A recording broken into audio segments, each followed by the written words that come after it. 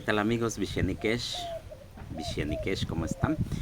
Con Ishkanikle Maya Tano vamos a aprender la lengua maya. El día de hoy les voy a compartir rápidamente sobre formas de interrogantes que para en este caso existen palabras que por sí solas formulan una pregunta. Entonces vamos a practicar con un ejemplo que sería Ba'ash. Ba'ash significa ¿qué?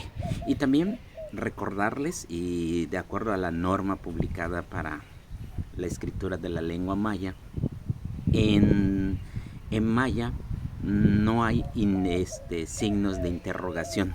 Simplemente Ba'ash es como tal, Ba'ash como se los vamos a mostrar.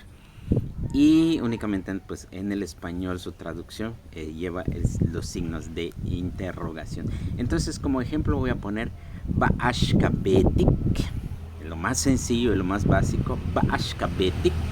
Entonces puede contestar la otra persona diciéndole Mish Baal, nada.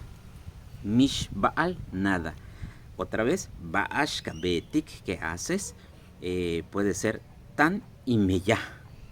Tan y me ya estoy trabajando. De una siguiente podría ser Ba'ashkabetik, ¿qué haces? Puede contestar la persona tan imbashal, estoy jugando. En donde bashal pues es jugar. Entonces repetimos rápidamente. Ba'ashkabetik, mishba'al. Ba'ashkabetik, tan imeya.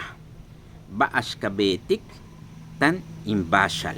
Bueno amigos, espero que les haya gustado. Les mando saludos de todo corazón. Su servidor, José Javier Maichan.